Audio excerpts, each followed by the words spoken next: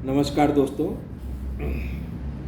मैं आज आप लोगों के सामने एक मुद्दा लेके आया हूँ जिसमें आज मैं बहुत खुश हूँ, बहुत ज़्यादा। और जितना खुश हूँ उतना ही मेरे मन में दुख भी है। दोनों ही बातें आज हमारे अंदर आ रहे हैं। तो चलिए सबसे पहले हम खुशी से आगे बढ़ते हैं।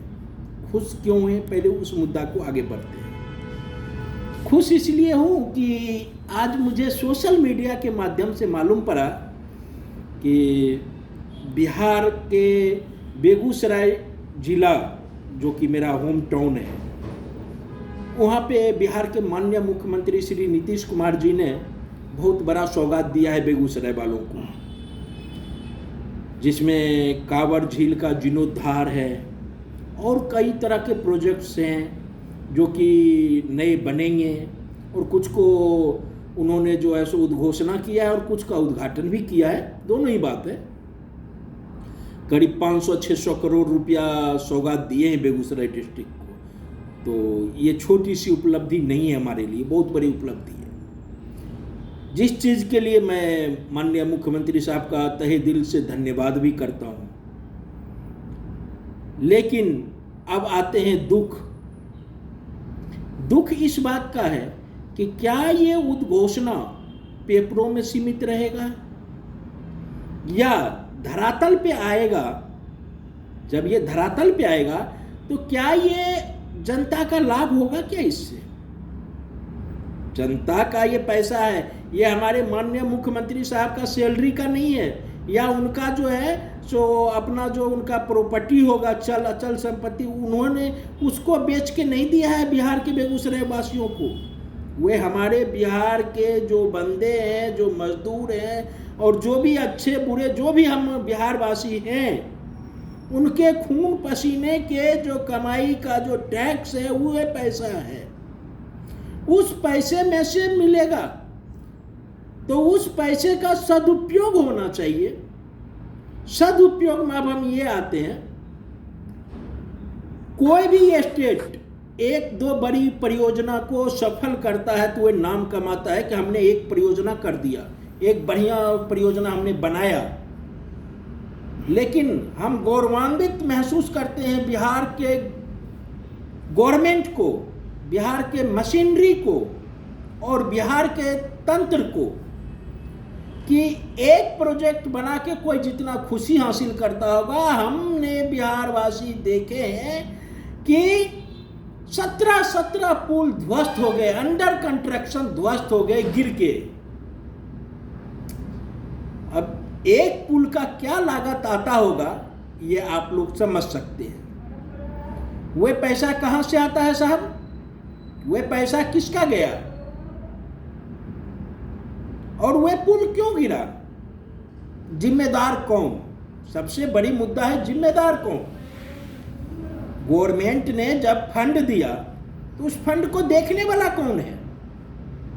और जब मान लीजिए कि जो इंजीनियरिंग शाखा उसको यदि देख रहे हैं, जो उस परियोजना को देख रहे हैं, ये पूरे जिम्मेदारी उनका बनता है, तो उनका दायित्व होना चाहिए कि जितने भी पुल गिरे या जो भी परियोजना जो बनने से पहले खत्म हो गए, वे सभी का पैसा जो अधिकारी नियुक्त हैं उनके तनख्वाह से, उनके रिटायरमेंट से, उनके चल अचल संपत्ति से रिकवरी होना चाहिए, ताकि उनको अपना जिम्मेदारी का एहसास हो सके, उनको अपना वो पैसा का खलन हो सके, उनको महसूस हो सके पैसा क्या चीज़ है, कहाँ से आया था ये पैसा। और जब तक ये दिमाग में रहेगा गवर्नमेंट का पैसा है, चला गया, हमारा क्या गया, हमारा तो तनख्वाह पक्का है, तब तक कभी विकास नहीं हो सकता है। और तो और मुझे दुख इस बात का भी है साहब कि ऑल ओवर इंडिया का क्या होगा। अब बिहार में इतना विकास होगा तो बिहार तो बहुत तरक्की कर जाएगा। एक बाढ़ नियंत्रण पे बहुत अच्छा माननीय मुख्यमंत्री साहब ने शायद दिए हैं या देने वाले हैं, मैं पूरे इसमें संतुष्ट नहीं हूँ, जानकार नहीं हूँ इस बारे में, कि जो बिहार में जो गंगा या जो भी नदियां हैं जो बाढ़ आते हैं और जो पीड़ित गांव उसमें बहुत सारे पीड़ित होते हैं, तो उसका नहर योजना कौन सा, ये बांध योजना उसको कुछ करने वाले हैं जिससे कि बाढ़ जो है सो नहीं आएगा। अरे साहब ये तो मुश्किल हो जाएगा, अगर बिहार में बाढ़ ना आए तो मुश्किल हो जाएगा। फ्री का 5 किलो अनाज कैसे मिलेगा हमको, 10 किलो अनाज कैसे मिलेगा?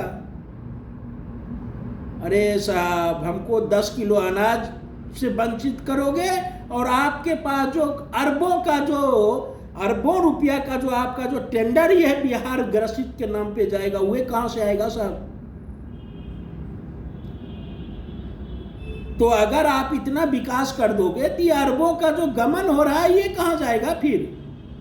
जो बिहार के जो है सो बाढ़ के नाम पे, बिहार के कंस्ट्रक्शन बनाने के नाम पे ये सब पैसा जा कहां रहा है? जब अंडर कंस्ट्रक्शन ही गिर गया तो ये पैसा कहां चला गया? और बाढ़ पीड़ित को क्या मिल रहा है?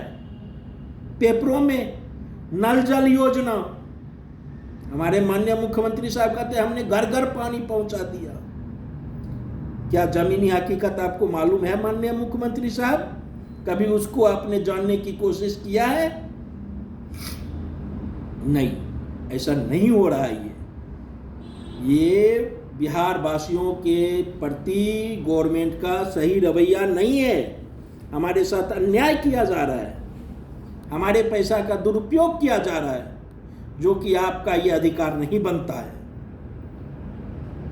आप अपना 1 महीना का सिर्फ तनख्वाह जो फ्री में दे के देख लीजिए, आपको मालूम पड़ जाएगा पैसा क्या चीज है। और दूसरी, अब मुझे ये बात समझ में नहीं आ रहा है, ऑल ओवर इंडिया जो जितने भी फैक्ट्रियां हैं या जो भी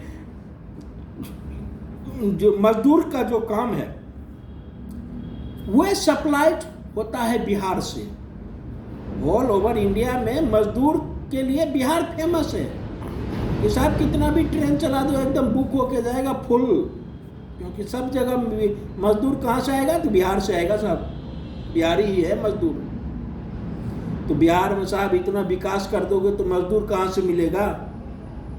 और मजदूर नहीं मिलेगा तो ये कल कारखाना कैसे चलेगा, फैक्ट्रियाँ कैसे चलेगा, इंडस्ट्री का क्या होगा? ये तो उसी में भलाई है कि जैसे आप करते आ रहे हैं, या तो पेपरों में काम कीजिए, बिहार आके आदमी को ऐसे नीचे बनाए रखिए, मजदूर बनाए रखिए, ताकि ऑल ओवर इंडिया में हम जिल्लतें झेलते रहें, दुख समस्या से जूझते रहें, रोटी का व्यवस्था कमा के करते रहें बस। तो माननीय मुख्यमंत्री महोदय, आप कोई भी योजना लाए, योजना लाने के लिए बहुत बहुत धन्यवाद, आपने अच्छा सोचा।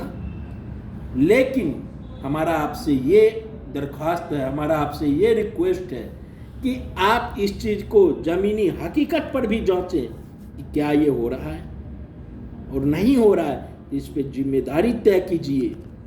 जो ठेकेदार का गलती हुआ है तो ठेकेदार को चल अचल संपत्ति जब्त किया जाए। अधिकारी नियुक्त जब होते हैं, अधिकारी के अंदर हुए काम होता है तो अधिकारी से रिकवरी किया जाए। जब तक रिकवरी की व्यवस्था नहीं होगा तब तक ये कभी जो है सो सही नहीं हो सकता है। इसलिए जिम्मेदारी और रिकवरी होना बहुत ही ज़रूरी है। तो दोस्तों, आज इसी के साथ मैं अपने शब्द को विराम देता हूँ। थैंक यू, नमस्कार।